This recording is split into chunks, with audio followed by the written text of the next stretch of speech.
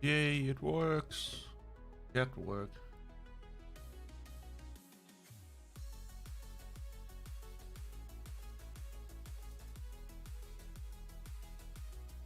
Yeah.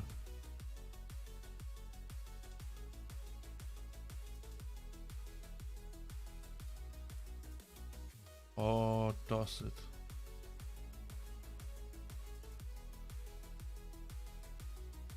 It's not working on the overlay. Fuck you. Oh, maybe it will come. Maybe there's hope for society and human race. Hope that we will not fuck everything up. Even though we're going to do it anyway.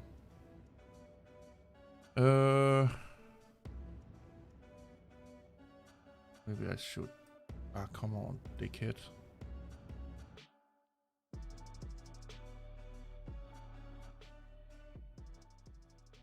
Close that down just a smite.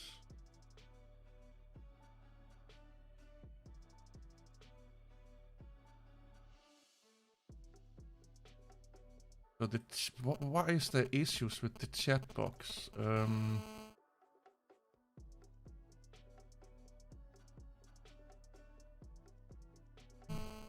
Oh, I got a phone call. Give me a second.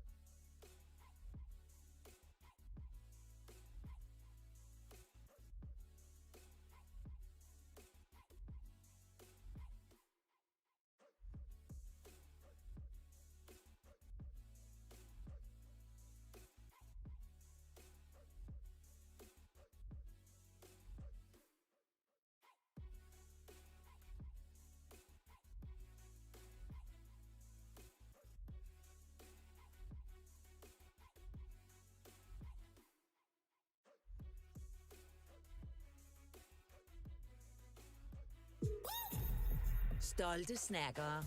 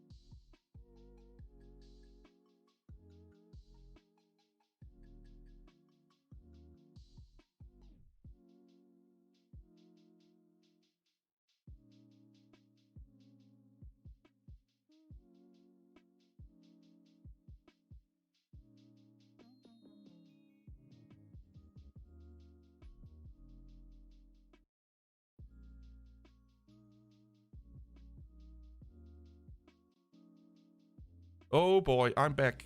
Can you guys hear me? Is there anyone left? What's going on? Anyone ready? Yeah, I started the live stream and then my fucking my family called. So they my mom is sick, okay, and she's really sick, and she's not communicating with anyone in the family. It's a little bit of a heavy subject, but I feel I kind of have to explain why I'm 20 minutes late. You guys are just listening to bad music. So because she's not talking with anyone in the family, everyone is calling me because I tend to be the one that knows what's going on, even though people don't think I know what's going on. And they, they want answers. Her mom wants to know what's up with her daughter, and her brothers wants to know what's up with her and stuff like that. So they tend to call out of the blue once in a while, and there's a lot to talk about. So sorry for that. But yeah, I kind of have to take those phone calls. I can't just say fuck you to the family. And I did want to stop the stream and then start it again because I was started up, so we could look at someone making some amazing food here.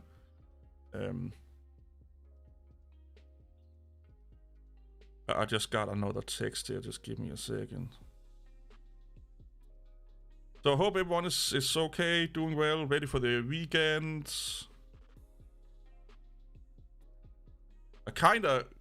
I know I should not do it, but I kind of wish I could have just left the mic on, but I don't know how many understand Danish, and I don't think that it's a good idea to just publicly air fucking family drama into the air like that, what people are saying and stuff like that.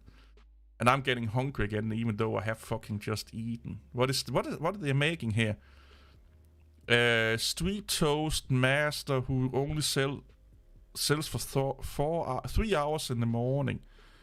Major, so it's toast. So it's like an egg omelette in a toast, I guess. And he's only open, or I don't know if it's a guy or girl. It's only open 3 hours a day, I guess. I love Asian food. One of my biggest dreams, and ever since I was a kid, my biggest dream was to go and live somewhere in Asia. Maybe I was like, what is it called nowadays? A weeb? I was probably that before it became popular. I don't know. But on the other hand, I don't think I could live without, like, a good steak or a good burger and stuff like that. I'm torn a little bit between the Western society, but I like almost everything about Asian culture. The way they are as a society, the way they look at life, and the pride they take in what they're doing in life and all of that. I've always been fascinated about it because there's so fucking difference between how we are thinking and how we are working and living our lives. I love Chinese food, and Thai food is fucking amazing. Indian food is also really great, yeah. I haven't had much Indian food. It's more Thai and Korean, Japanese, and stuff like that. I do get some Indian sometimes, and I do like it, like Indian curry and whatnot. But sadly not. So that's the weird thing here in Denmark, is that we don't have much Indian food. It is mostly like Korean, Japanese food. That part of Asia. Thai food. We have a lot of Thai restaurants. And to be honest, a lot of it is like, and I hope the Americans don't take this as an insult, but it's American fusion Asian food we have here in Denmark. So, like eating, Asian food in the States, it's not like eating Asian food in Asia. Because the Americans, they want to fucking ruin everything, apparently, but they mess with everything. Like, Asian food in America is not really Asian food. It's Americanized Asian food, and that's kind of what we have here in Denmark. Is a lot of times it's Americanized Asian food, unless you go into those specific small nooks and crannies or small shops, and stuff like that. An Indian family as a neighbor. Oh yeah. I used to live as a kid in an apartment complex where there was some. I can't fucking remember if they were from like Turkey or where the fuck they were from. And when they made food, it fucking smelled amazing. And then one of my friends lived in a place where there was, I think they were not Japanese, Chinese, a Chinese family living in that apartment complex. Either Chinese or Japanese, I can't remember it. And when I was over there and visiting him, oh my god, it just, like, any non-Western food always seems to smell and look better than Western food. Like, if you really think about it, Western food, no matter if you're American or European, it's actually really boring. It's just a big piece of fucking meat and then some potatoes or something like that and some form of, like, sauce or whatnot. We don't do much with our food. You get your soups and stuff like that once in a while, but, like, this here, we are too fucking lazy to do this shit. Like, no fucking European or American street food vendor will stand and do this fucking shit here. They will just do like a, ham and cheese and on a toast, and then that's it. Like, even fucking street food here in Denmark is like, it takes 2 minutes to make it. It's like no pride put into it. And that's also what I like about Asian culture, is that they take pride in almost anything they do, and it's fucking amazeballs. It's really amazeballs. I don't even know what the fuck I want to do today. What is this channel here? Yeah, Korea or China, yeah. I do. When I was a kid, I want to live in somewhere in Tokyo or something like that. But the more grown up I became, Korea probably is the place that would suit me the best, because it just seems to have better shit there, and it's. And again, this sounds weird, but it's a good mixture between Western philosophies and non-Western lifestyle, so you can get the best of both. If you go to Japan or something like that, there are still a lot of areas that you have to integrate 100% into that, to the society and learn the language and stuff like that to get something out of it, unless you're living in a big city. Where in Korea, they are so mixed with cultures that it's easier for you to live a lifestyle not being native, if that's a correct word to use nowadays. Where if you go to Japan, like if you go outside the big cities and the big suburbs, man, you kind of lost. They probably don't speak anything other than Japanese, and probably also like a dialect of Japanese, and have no interest in other than their own interest. It's not sounding weird, but they don't normally get tourism, so they don't know how to deal with tourism. Where I feel in Korea, almost everywhere you go, you have a higher chance of them even on the outskirts of the cities and stuff like that, where I would.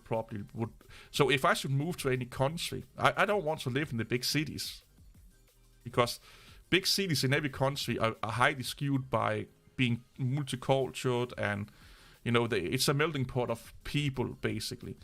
You have to go to the outskirts of the cities, and you have to go out where the everyday folk lives, to give a good taste of the real culture and stuff like that. Same here, if you go to Copenhagen in Denmark, you get a really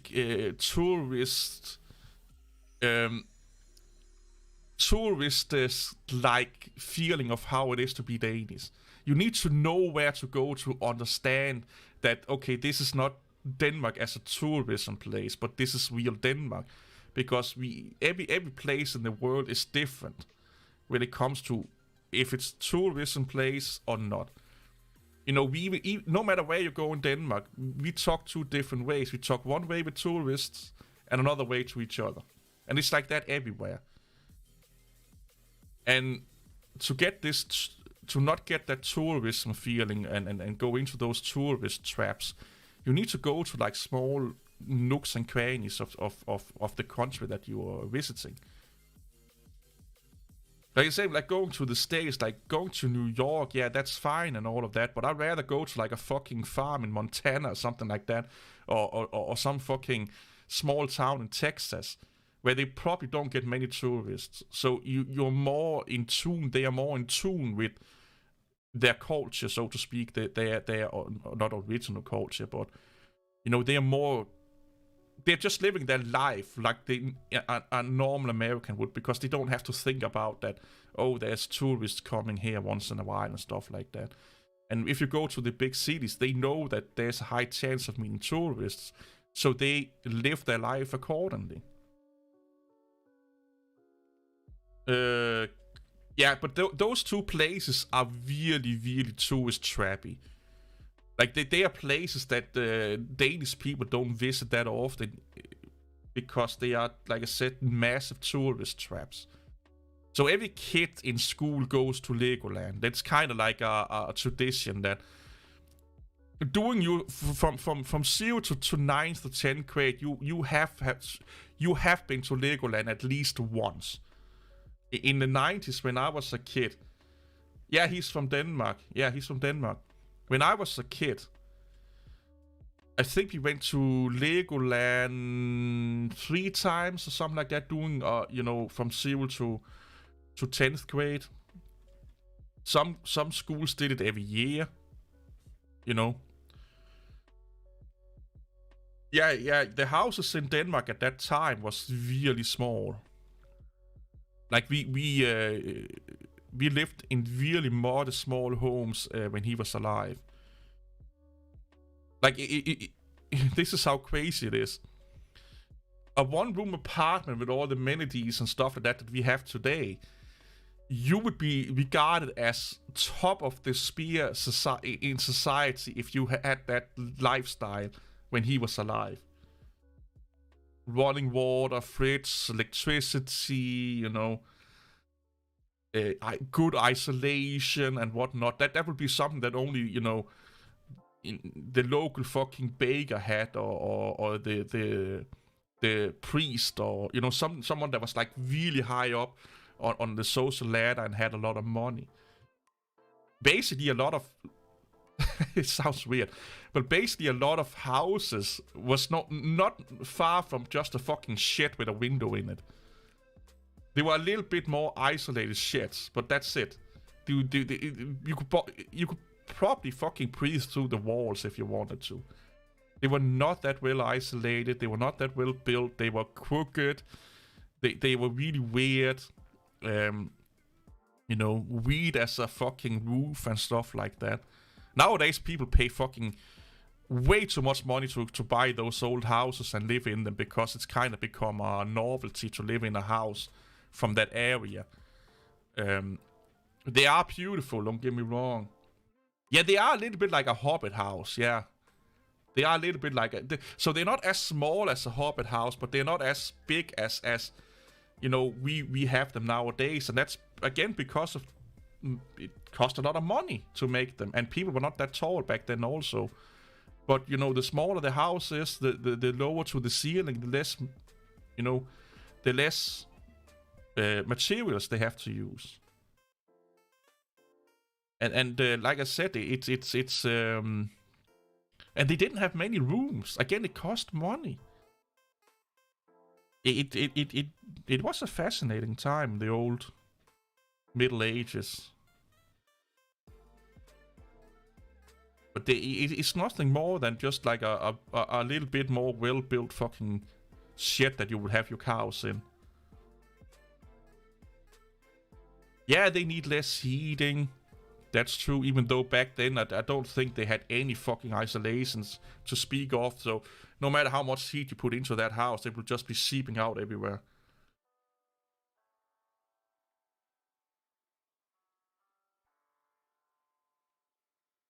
But they are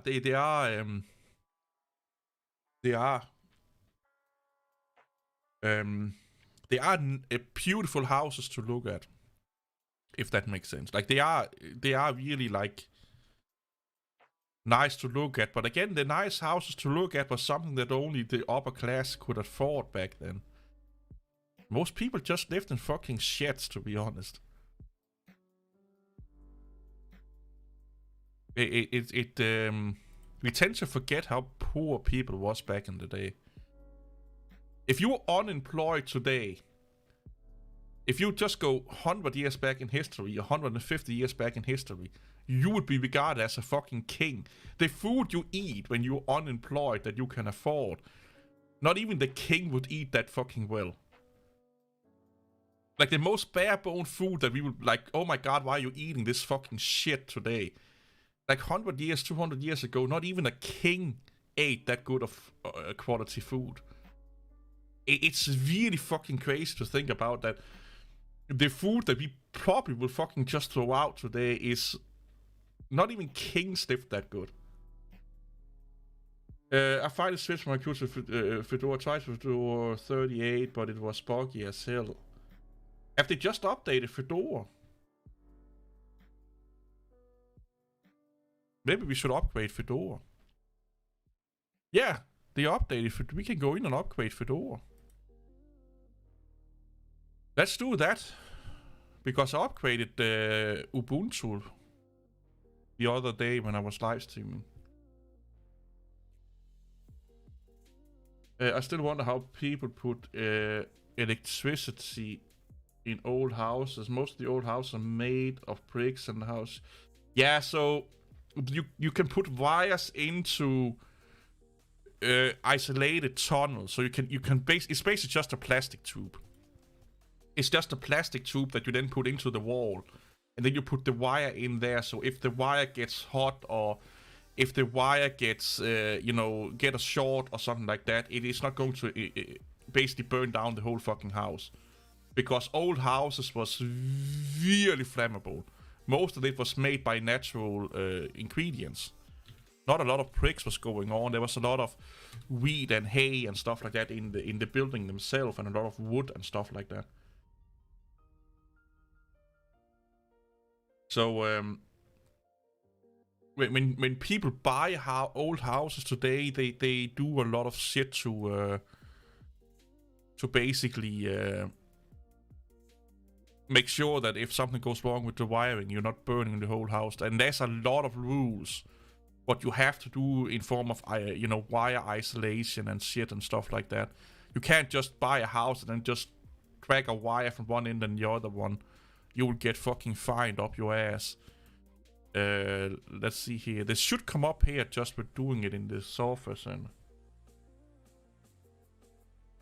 you can set the num. I can't remember what config file you do the num plugin or num login, but you can set that in a config file. It's just a matter of doing it in a config file. More information. Why can't I update? Update all.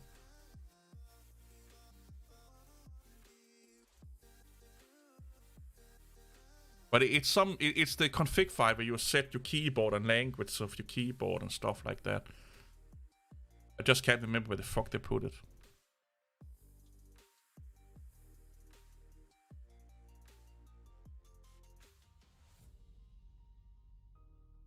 Wait, am I already running? Oh no, I'm not running 38.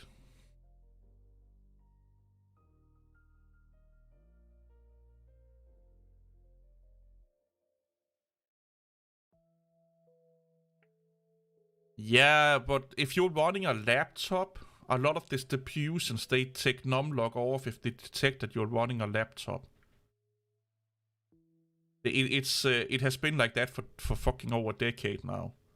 With a lot of distributions, the default to non-log off.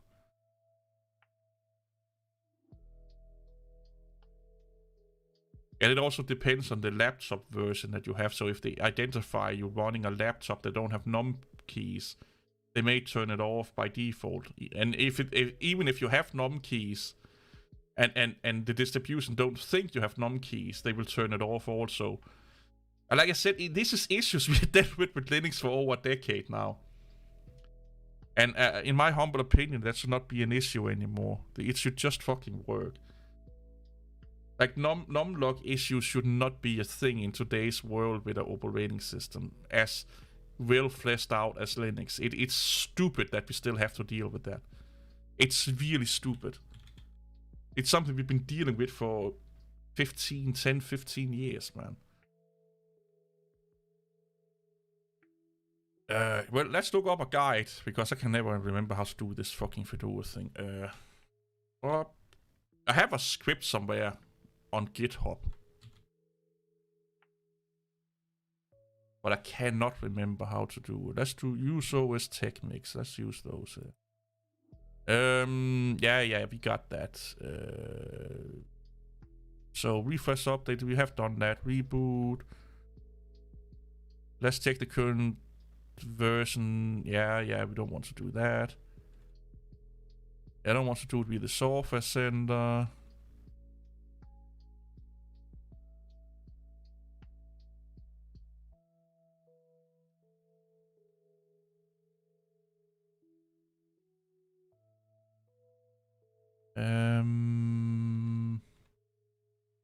Here you go. I think I already have this one in there, so let's just try. This is the one I was looking for. Corby. Yeah, something like that, Martin. That could probably... Linux still needs restart after an update, so there is a really good reason why you need a restart after an update. It's the most stable, it's the most secure way of doing updates. So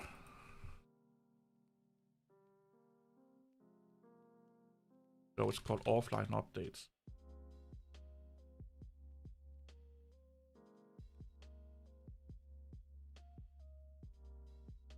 Here.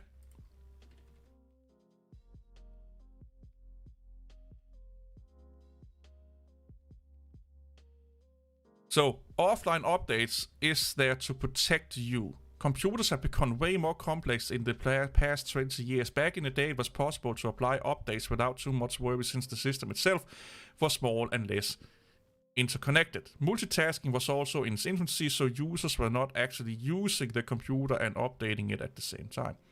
The Linux kernel can change files without restarting, but the service or applications using that file doesn't have the same luxury. If a file being used by an application changes while the application is running, then the application won't know about the change. This can cause the application no longer work the same way. As such, the edges that Linux doesn't need to restart update is a discrepancy.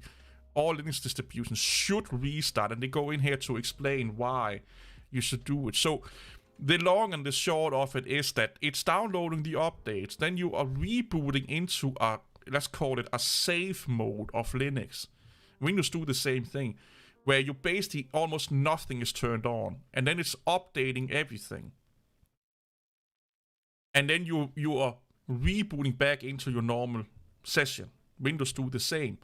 So why do you need that? Well, if there is, let's say you're running Linux and there's a security problem in the program, and you're fixing that security problem with an update. Well, if the program or service is running, even if the service, you reboot the service, the kernel may need to be rebooted to take advantage of that fix for the vulnerability. So you may still be vulnerable. until you reboot, because the kernel itself needs to be rebooted for it to take place. And also, again, as they explain in here, I think this is the one they explain it in here. Let's see if I can copy paste it. No, I cannot.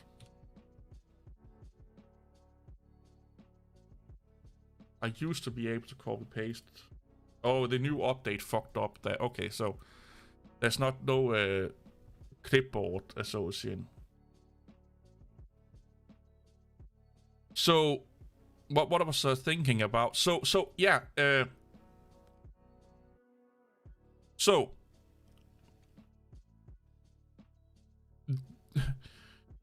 how can I explain this without it sounding crazy? But if you're just doing sudo DNF update or sudo apt update, sudo apt upgrade, and it's working, that's more luck than it's technology.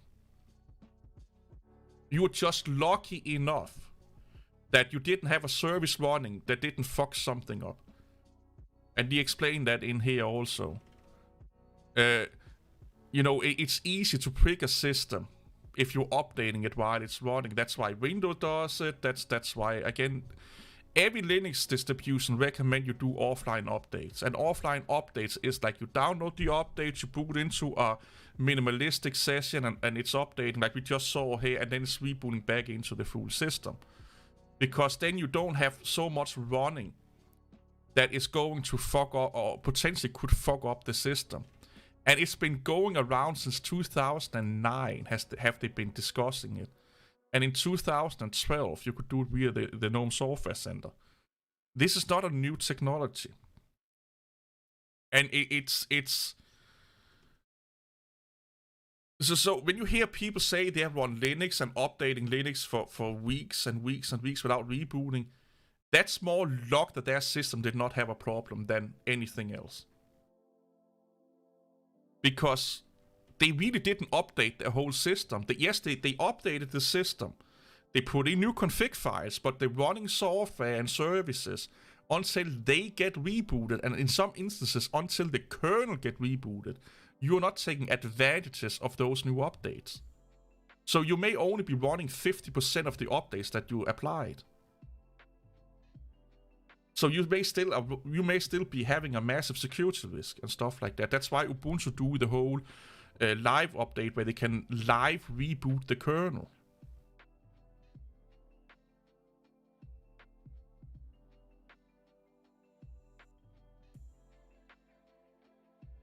Yeah, but you're fucking missing the point.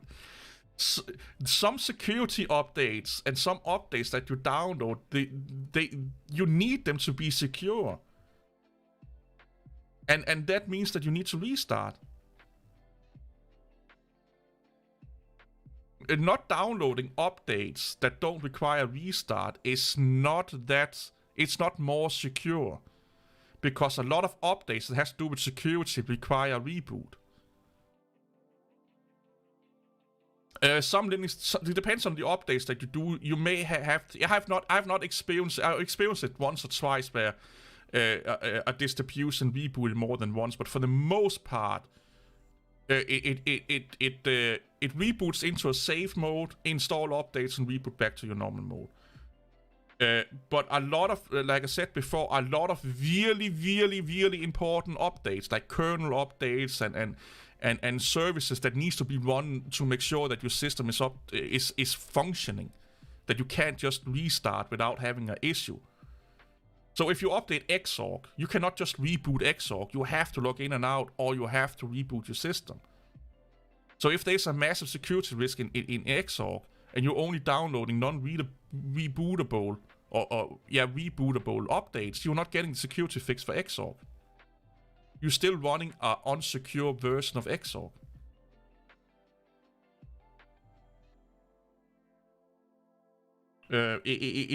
Nobody should ever use non-restarting. If you want to save time,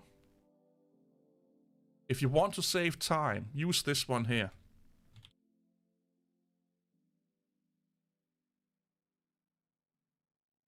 So what sudo DNF upmin does, if I can spell it right, it's only updating packages that have patches and security updates. So you're not getting new features. Where if you do normal sudo DNF update or upgrade or whatever it is, or up, I just use up, you're getting new features, you're getting new technologies and stuff like that. Sudo DNF up min only gives you basically patches. So if there's a security patch or bug fix and stuff like that, that's the only thing it updates. Well, you have to refresh Xorg in memory, but to do that, you have to unload it in memory, or you have to log in and out. You cannot... Under Windows, you can restart your display driver. Under Linux, you cannot restart your display driver. Live. The only way in Linux to restart your display driver is to log in and out or reboot your computer. But yeah, if you're using sudo DNF up min, it's a little bit like... doing what Debian Stable is doing. You're not getting new features, you're not getting new, massive version jumps, you're just getting, patches and bug fixes and stuff like that. So if there's a new version of VLC coming out, you may not get that either. Great video, it's a live stream, but thanks, yeah. Is that command similar to what app dist update different? No, this upgrade... No. That's two different things. This upgrade is kind of forcing everything to upgrade. Sudo apt upgrade can still hold something back. And there's a lot of other things going into it also. I install FFmpeg. You have to go and ask some... FFmpeg, some FFmpeg experts.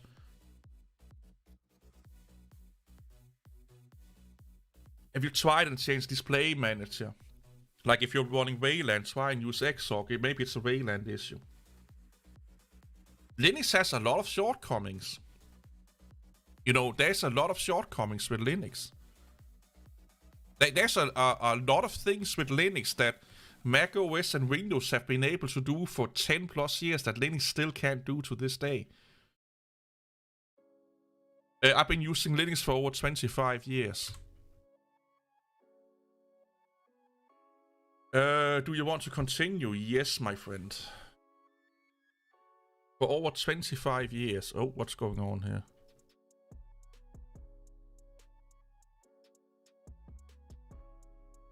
Eh?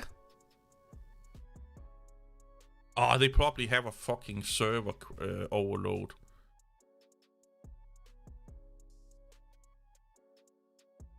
I like Linux for some things and I like Windows for other things. Oh wait. Before you ensure that the system fully upgraded, do a DNF refresh upgrade. I did that though. Well, I didn't do a refresh, but...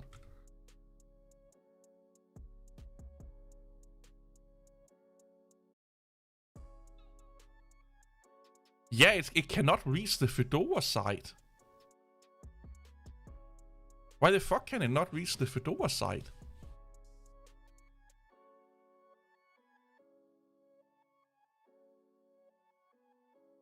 Yeah, it's Oh.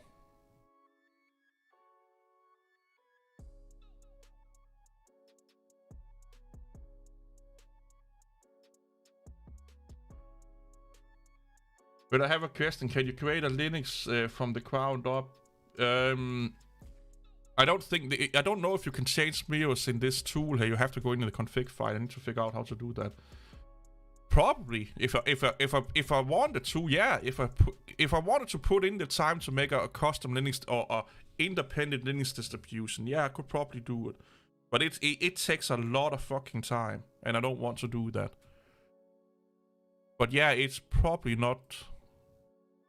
It's not that difficult, to be honest.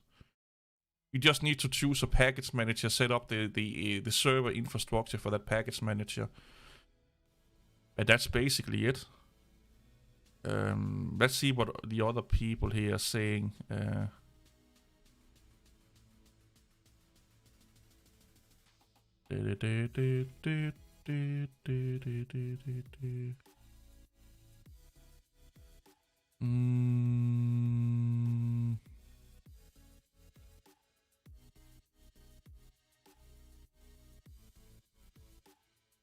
I run Windows also. I run both Windows and Linux. I actually run Windows more than Linux nowadays. I work in a Windows environment. What happened? What happened? Why didn't I get any notification? Oh, someone just subscribed. Thanks for the subscription. And I have a MacBook Pro that I have used. So I run almost any operating system. Let's try and do this one here.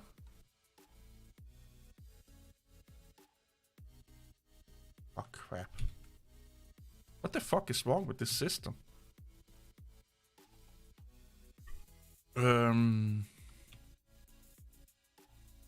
Why are you... Oh god.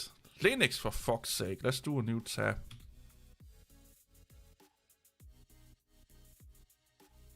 I think the terminal is bugged out. Let's close window. Yeah, let's try again. Oh, there you go.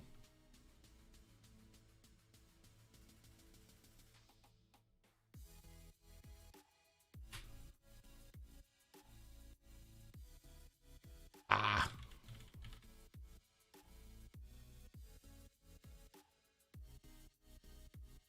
I'm not going to buy a Mac.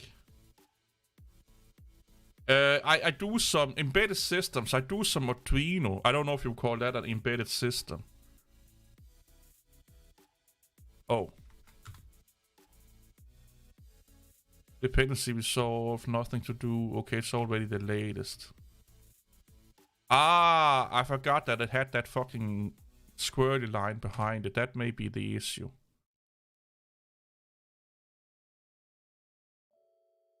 And I'm learning Android development also.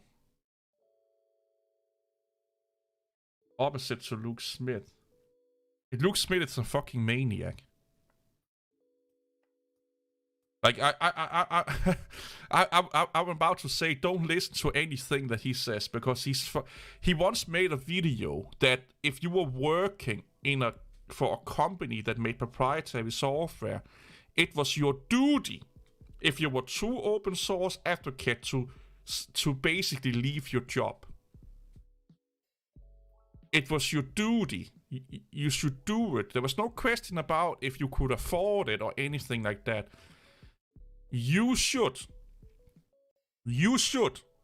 stop working there.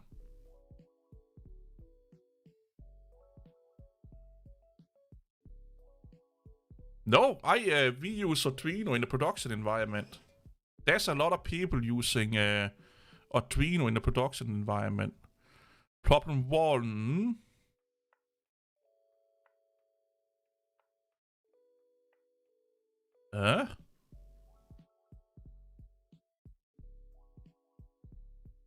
Problem 2. Or FFmpeg. Oh god, no.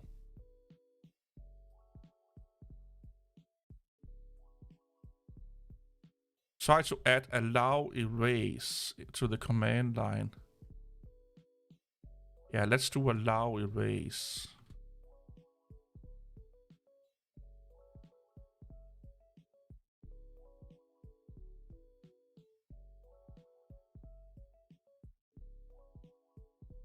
Arduino, you can use Arduino for everything you want to.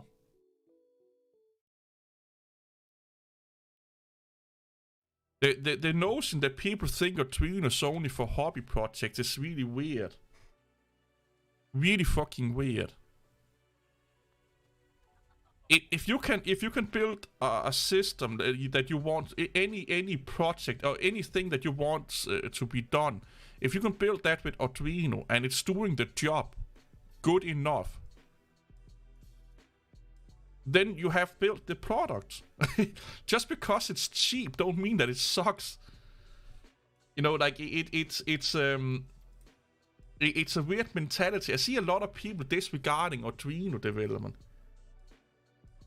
If it's powerful enough to do what you need it to do, then it's powerful enough. You don't... people are so... consumed with bigger, better, faster.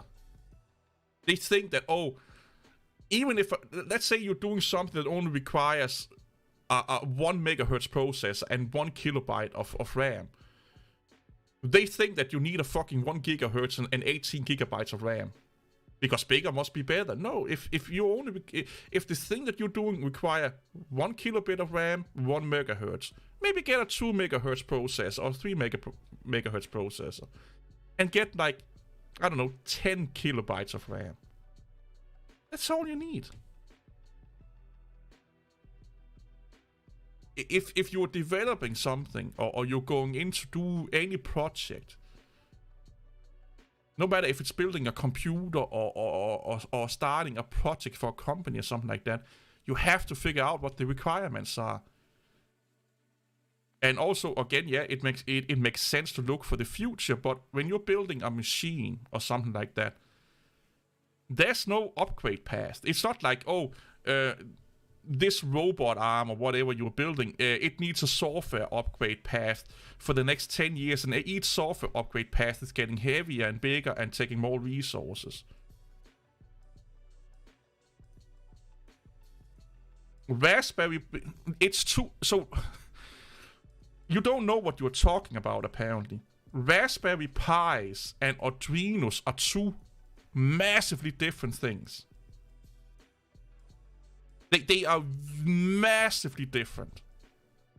They have different use cases. They are meant for different target audience. Can they do some of the same things? Yes. But a lot of times, a Raspberry Pi is overkill for what people are going to do. So if you're building a weather station, it's something a lot of people do with Raspberry Pis and Arduinos. They build a weather station. In reality, you like even a Raspberry Pi, a normal Raspberry Pi Uno, is overkill for a weather station. You need like the small form factor ones, and it's the same with the Pis. Pis don't make sense in a lot of industrial production areas.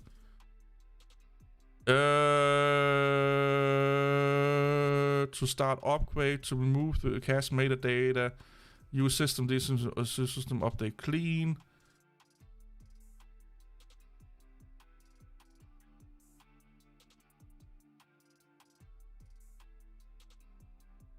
So sudo upgrade clean. Okay, we need to do that later. DNF system upgrade boot.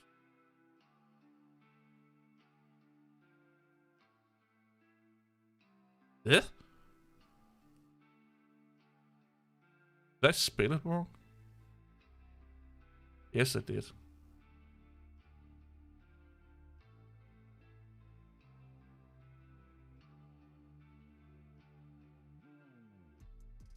Yeah, but...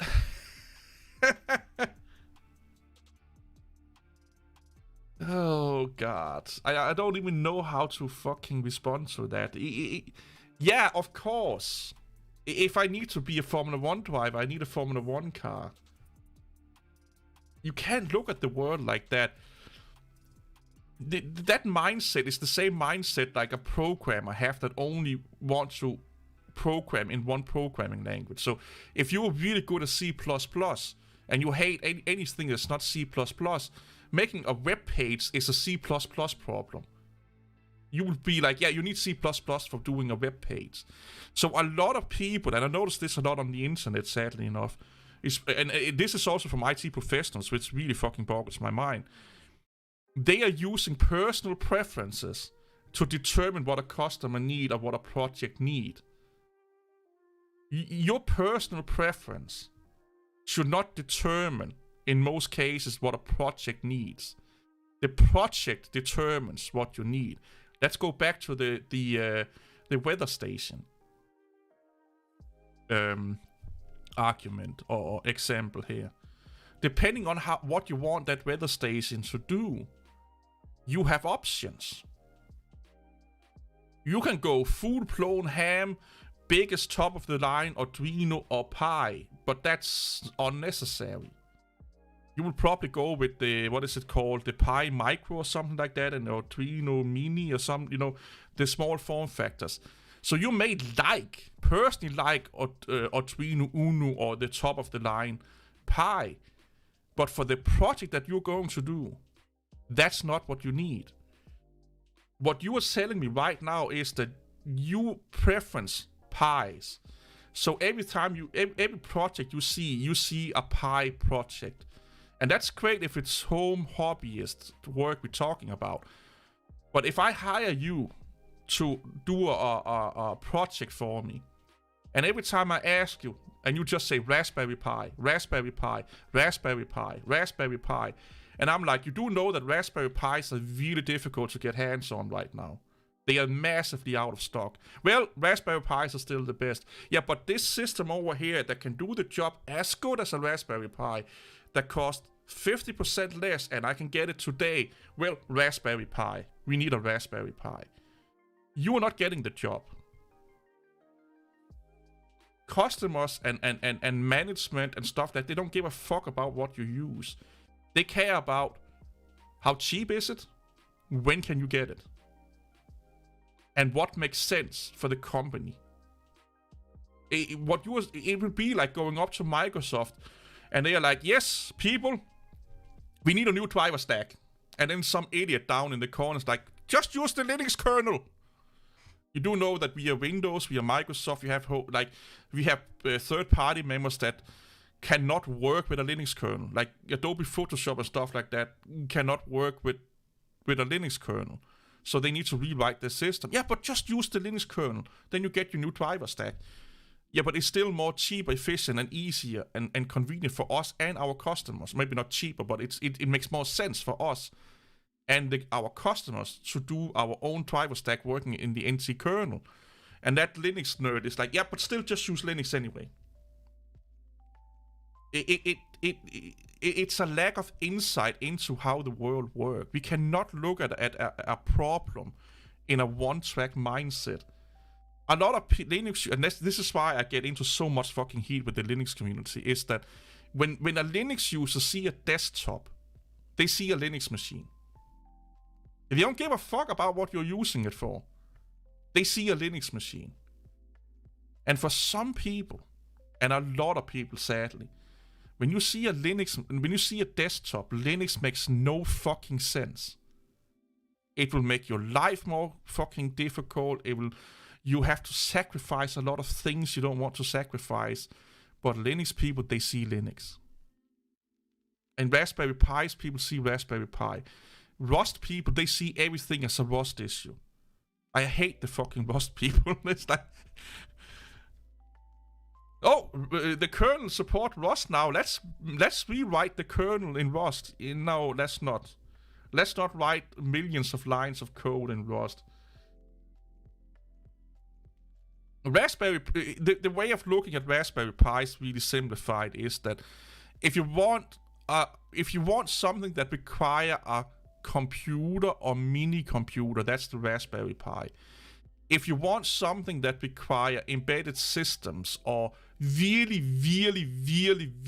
one use systems, so a robot arm could be a good example, a weather station, a temperature sensor. You should probably look into the Arduinos. You know, Raspberry Pis is a little bit, they are more like you're getting you're getting a system on a chip, of course, but it's more like you're getting a computer in a small form factor. With a Raspberry, with an Arduino, you're getting a chip. You're programming for a chip. Raspberry Pi has its own operating system and shit like that needs to be run and whatnot. Arduinos, you're building for a chip. The Arduino is built around a chip. Or chips, there's different chips depending on what form factor of Arduino you're buying. So you're going directly to the bone. It would be like like a Ryzen 5 3600, that is the only chipset that you have. That and there's no operating system overhead or anything like that. You're programming for the chip. A Raspberry Pi, you're getting a mini computer. And for some instances, that makes sense. Sometimes that makes sense. If you're building like powerful systems that need a lot of peripherals or that needs a lot of computing power and they need a lot of, let's say, networking and stuff like that, yeah, Raspberry could be an option. But if you're building, let's say, a box that measuring the distance between where it sits and a wall, that's an Arduino issue. If you're building a machine, for example, that can count objects going past a sensor, that's really simple. That don't require a lot of horsepower. A cheaper, more efficient Arduino is the answer. But if you need something that can count objects, put them into an inventory system, giving live feedback of data and stuff like that to, like, let's say, a monitor system that's on a wall or something like that, a big monitor. Now we may be talking a little bit more like Pis. If you need, webcams, big, massive, expensive cam system support and stuff like that, monitor systems, we may talk Raspberry Pis here. Of course, you can combine both, but you can build robots in Arduinos with no problem. There are many projects out there where they build robots out of Arduinos. There's even projects out there where they build neural networks with Arduinos, and they build robots built up around Arduino sets talking with each other over a network. Or a lot of people, they think that because Arduinos is not so powerful, like in raw processing power, as a Raspberry Pi, they forget what you can do with it. They forget what you can do with it. Here's another thing: Raspberry Pis in average is also more efficient than Raspberry Pis, or Arduinos are more efficient, power efficient, for the most part, than Raspberry Pis are. And the peripherals that you get for Arduino seems to be more power, or less power hungry, and more efficient.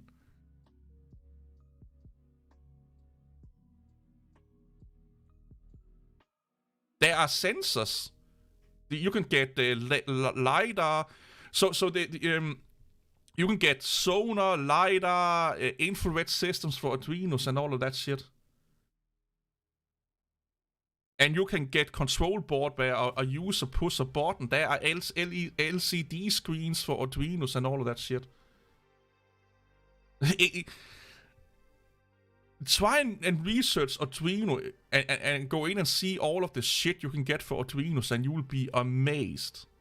I will go out and bet that they probably have more peripheral support than fucking Raspberry Pi has. Another thing is, as far as I understand it, Raspberry Pi is also proprietary, where Arduino is open source. Like, I'm talking about the design of the boards and stuff like that. Raspberry Pi's chips are proprietary chips, if I'm not mistaken. Where Arduino's chipsets, that's why we have, Chinese knockoffs and stuff like that. They are open source. It's the only thing that's open source about a Raspberry Pi is their OS.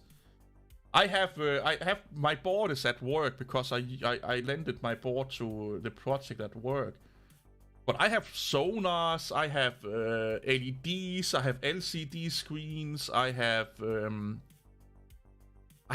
fucking messed with my Arduino in months. I should getting back to do that. Maybe we should do like a live stream with Arduino. And I paid like $20, maybe $30 for all of this fucking shit. And I don't know. I just get frustrated when people that seems to be intelligent about a subject are going into basically a Linux mode where everything is just Linux. Everything is just Linux. Raspberry Pi is fucking amazing.